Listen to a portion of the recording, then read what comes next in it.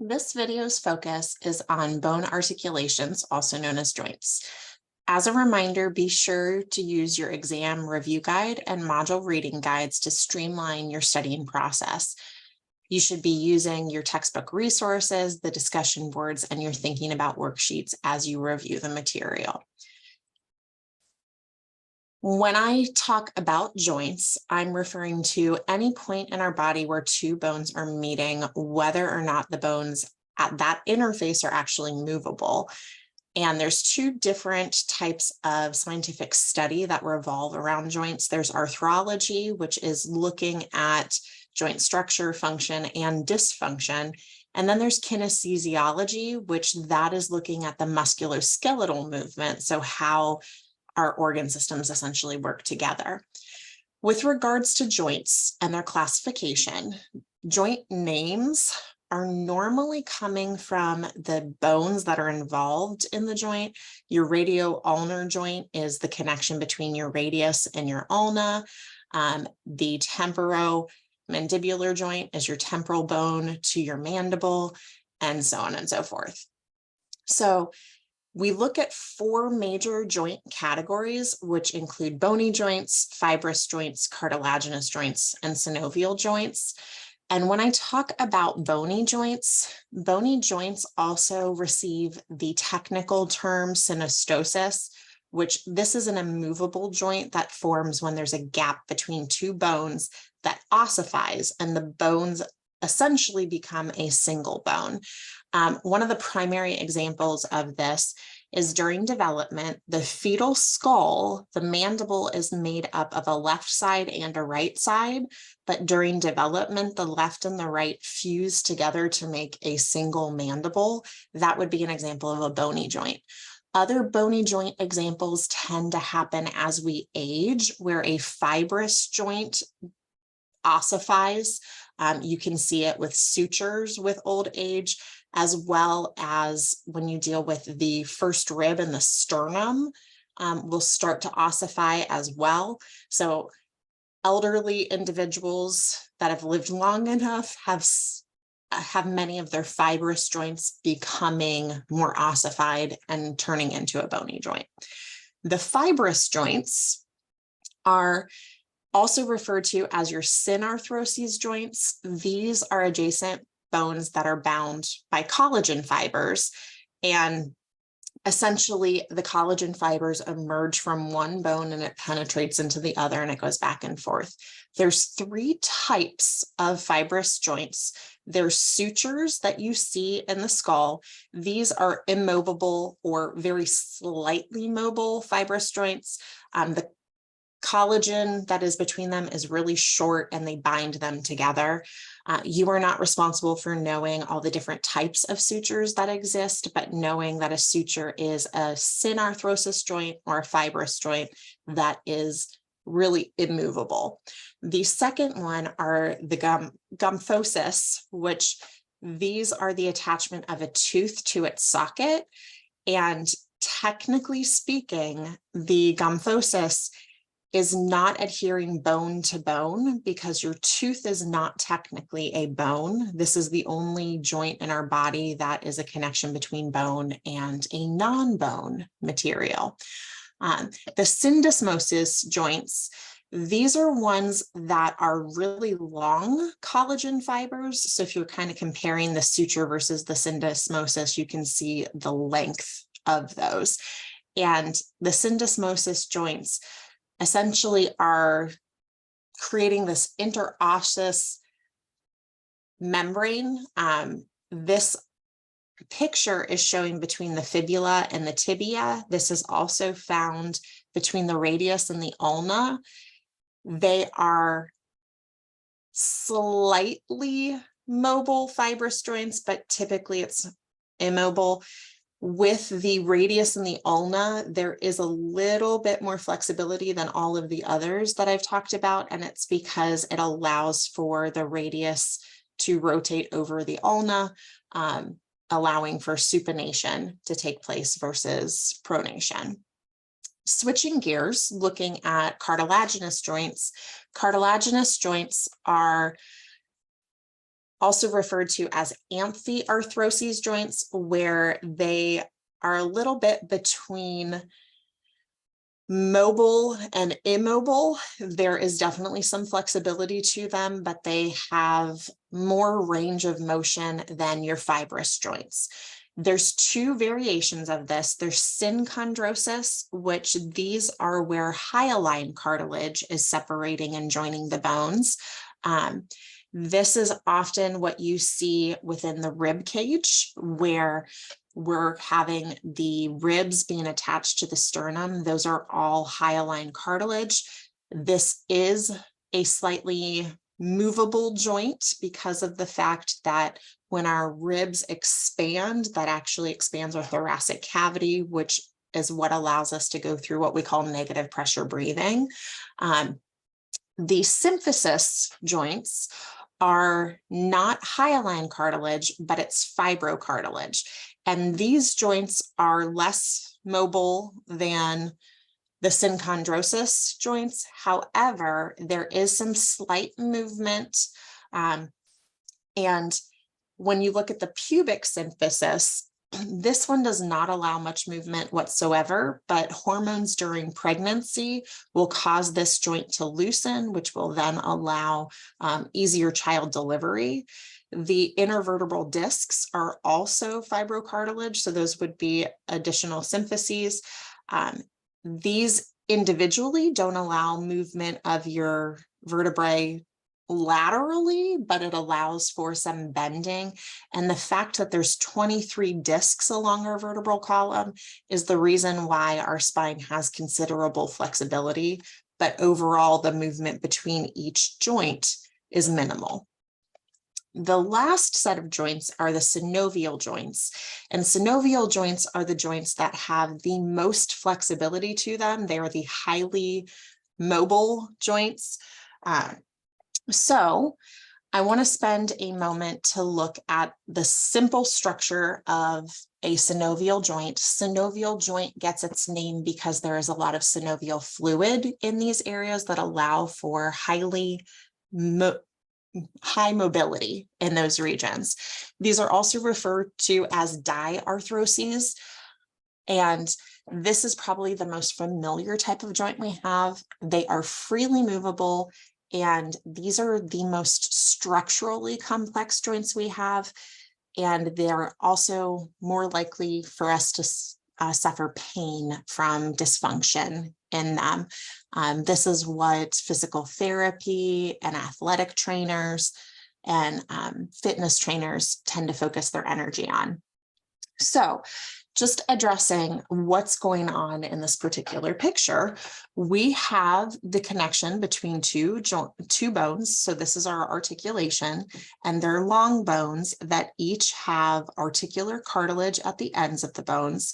The articular cartilage, remember, it's avascular, so there's not a lot of blood flow to it, or really there's no blood flow to it.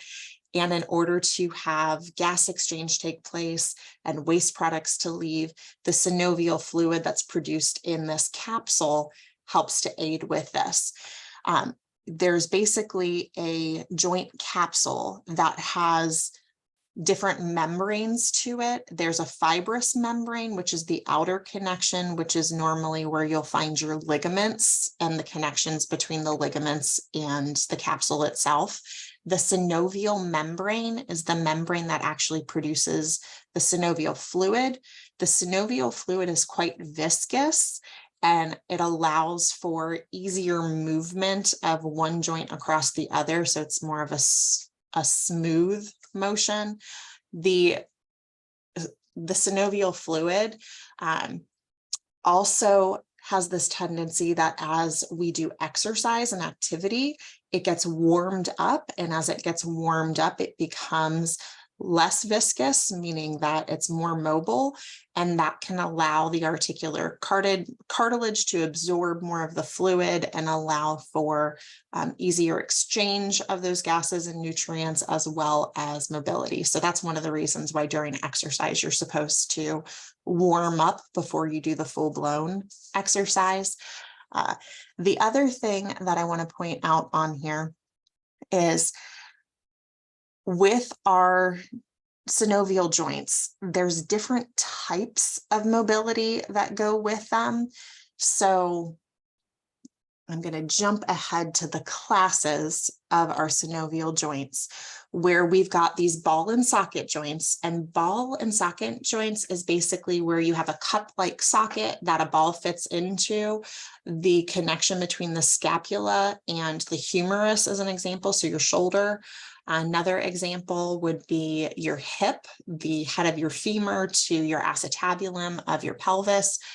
And these are the only multi-axial joints in the body. They give you the biggest range of motion.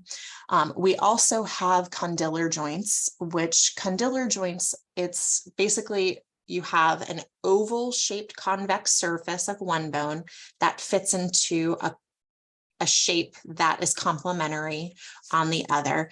And if we're looking at this, this would be an example between your metacarpals and your phalanges. This is a biaxial movement, so it's movement in just two planes. You can move it side to side and you can move it back and forth, but you cannot do a full circumduction with it. There are saddle joints, where saddle joints, both bones will have an articular surface that is shaped like a saddle. One's convex, one is concave, and they match together in that way. A prime example of this is where our opposable thumb is. So the connection between our trapezius muscle and metacarpal bone. So the next one is a plane or a gliding joint. These are flattened articular surfaces and the bones slide over one another. They're normally biaxial. This would be an example between your carpal bones or your tarsal bones and your ankle. And it's also between the articular processes of your vertebrae. Hinge joints we're pretty familiar with. These are monaxial. You can only really do flexion and extension with them. You have one convex surface, one concave surface. Your elbow and your knee are the two prime examples, but also the joints within your phalanges and your toes. So phalanges in your fingers and your toes. And then there's pivot joints. Pivot joints are where you have a bone that will spin along its longitudinal axis. Those are also monoaxial, meaning that they only move in one direction or one range of motion. The connection between the atlas and the axis, your C1 and your C2 vertebrae, and then the radial ulnar joint at your elbow is another example of those. So along the lines of movement with synovial joints, Chapter 9 goes into a whole slew of them. And I do want you to know the terminology that goes with it. And I tried to link them together so that way you could see that there is a term that we use for one direction and a term we use for the opposite direction. So flexion versus extension, when you are essentially standing in anatomical position, flexion would be the decrease in the angle of the joint, where extension is the increase in the angle. So essentially doing like a bicep curl would be flexion of your bicep. Extension would be more a tricep action. Abduction versus adduction. I always look at this one and I think of abduction, thinking somebody's being abducted, meaning taken away. And adduction has the word add in it. So abduction is bringing things towards the body or together, where, I'm sorry, abduction is taking things away from the main body or separating things, where adduction is bringing them together. So for example, if you were to look at your arms and you lift your arm from anatomical position and you raise your arms to the left and the right, such as doing arm raises, that would be an example of abduction. When you bring your arms back to your body, that would be adduction. If you look specifically at your fingers, having your fingers close together or closed, essentially, if they're if you're keeping your palm opened, that would be adduction, but like making a peace sign would be abduction. Elevation and depression, this one we can often think of your shoulders. Elevating them would be raising them up. Depressing them would be lowering them. Protraction versus retraction. Protraction is going forward. Retraction is bringing it back. So it could be like pushing your chin forward or bringing your chin back. Circumduction is the full rotation of an area. Typically only your shoulder and your hip can do circumduction. Rotation would be if you keep something on its own axis, just rotating it on that axis. So it could be a matter of swinging your arm in anatomical position forward versus backward. Supination versus pronation are special terms we use with regarding forearm movements. I think of supination as you could hold a bowl of soup, where pronation, you could pour that soup out. And then plantar flexion versus dorsiflexion are movements of your foot and ankle. Plantar would indicate the bottom of your foot. So this would be putting your foot down, tiptoeing, pushing a gas pedal. Dorsiflexion is you raising your toes towards your tibia. Inversion versus eversion is also a foot motion, where inversion would be rolling or turning your foot inward. Eversion would be turning your foot outward. Normally, if you roll your ankle, the issue with it is you suffer from inversion of how you placed your foot. So in your review guide, I did ask you to know the anatomy of some selected diarthroses joints. And when I say be familiar with them, I don't necessarily want you to know every single detail about them, but in general, what type of synovial joint is it? What types of range of motion are it? And are there any interesting tidbits about that joint? So the shoulder joint was one of them. This is also referred to as the glenohumeral joint or the humeroscapular joint. And it's the connection between your humerus and your scapula. This is an example of a ball and socket joint, and it's the most freely mobile joint in the body. One of the interesting things with this joint to help with mobility and strength, there is actually a layer of, I'm going to see if I can find it in here. You can see that the articular cartilage in this area, this is probably the better picture for it, that you can see the humerus, you can see the scapula. Because this is not a very deep ball and socket joint, is one of the reasons why it has a tendency to dislocate of all of the joints in our body.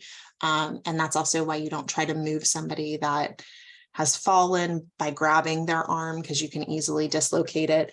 There are a lot of tendons and ligaments in this area, and it tries to maintain the integrity of this joint. And there's also bursa. Bursa are the subcompartments or smaller compartments of your synovial fluid. If you've ever heard of somebody having bursitis before, bursitis is where you have inflammation in a bursa. The reason why there's so many of them is because there are so many connection points of the shoulder joint. The hip joint is another one that is a ball and socket joint. There is less range of motion with the coxal or hip joint because of how deep the head of the femur fits into the acetabulum. This is a weight-bearing joint. It's more stable than your shoulder. There are definitely a lot of ligaments that are holding them together. And this area is one of the joints that gets replaced more commonly in elderly patients. This is also an area that can suffer from fractures more readily in elderly patients as well, based on osteoporosis.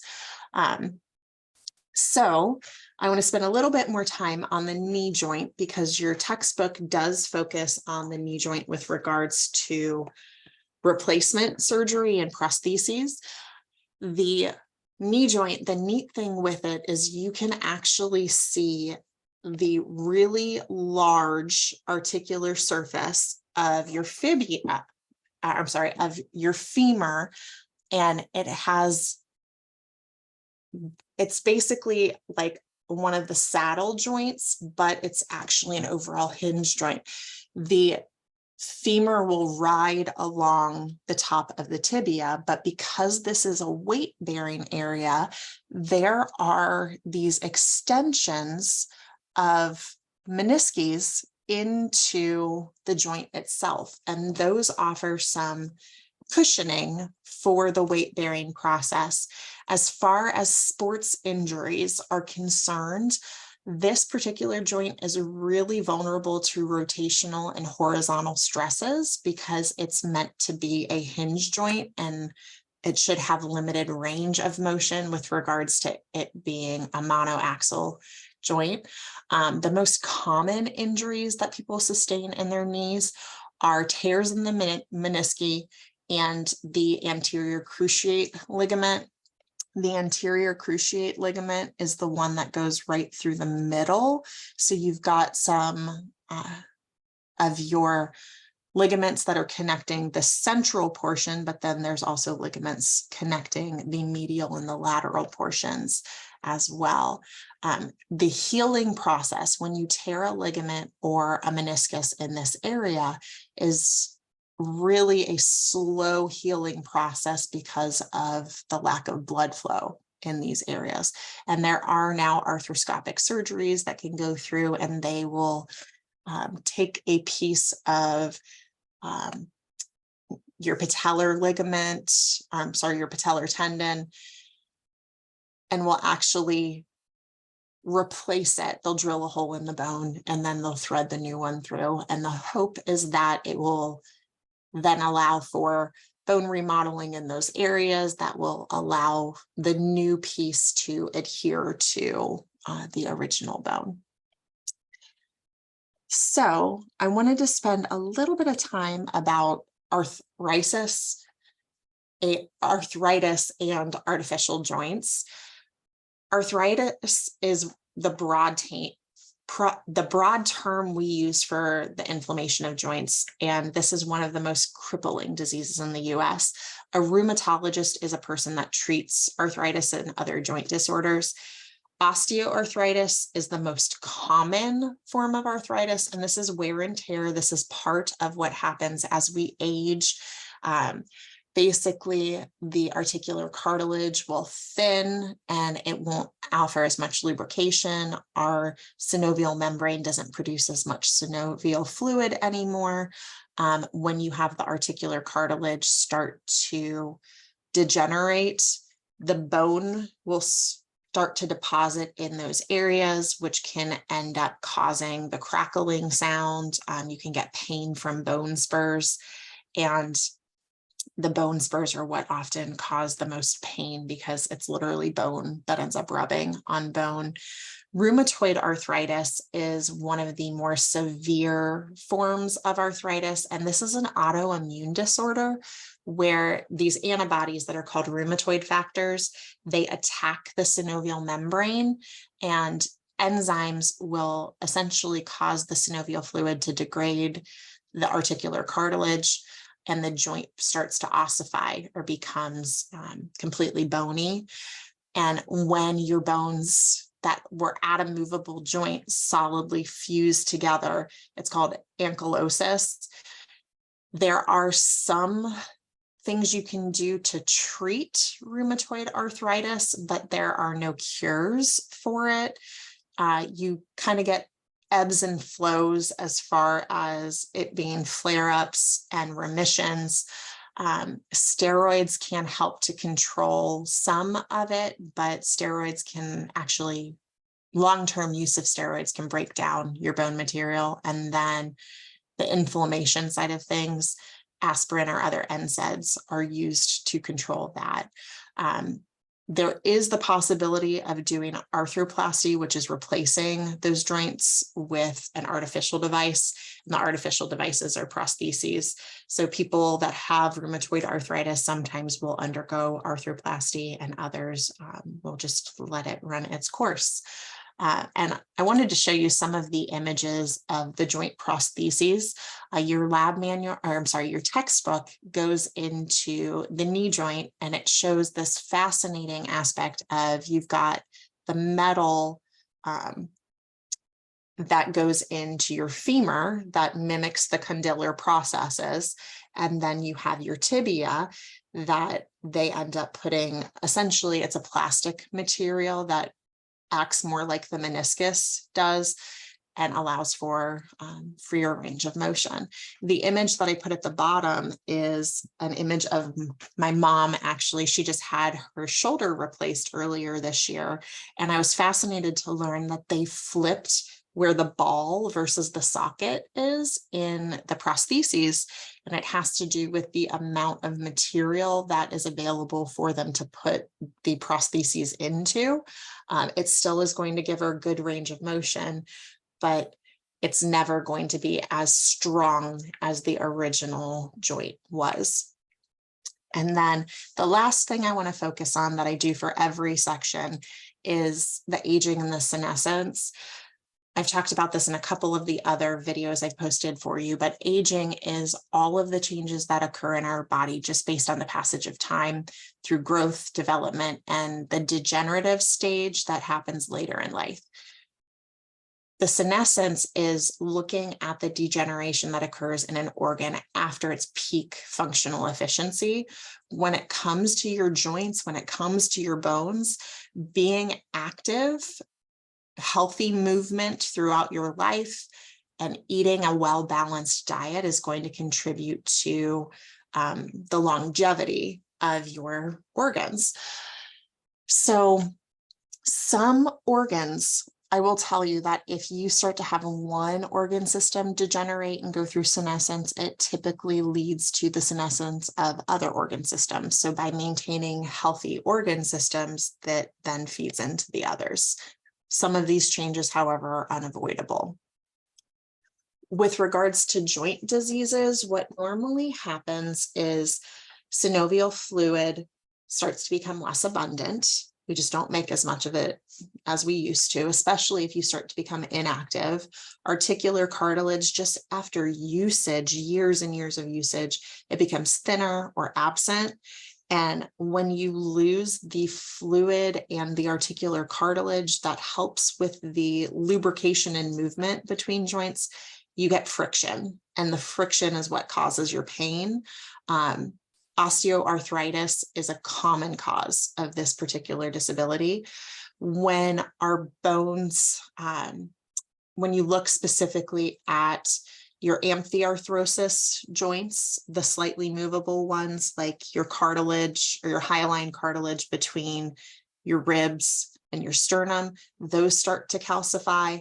When those start to calcify, it makes it more difficult to breathe because you don't have the full expansion or compression of your thoracic cavity. The intervertebral discs also start to degenerate, which can cause back pain and stiffness. The herniated discs, which are discs that kind of slide out of position, they are less common because as fibrous joints or as cartilaginous joints become more fibrous, they have less mobility to them. So that can also cause part of the stiffness with it.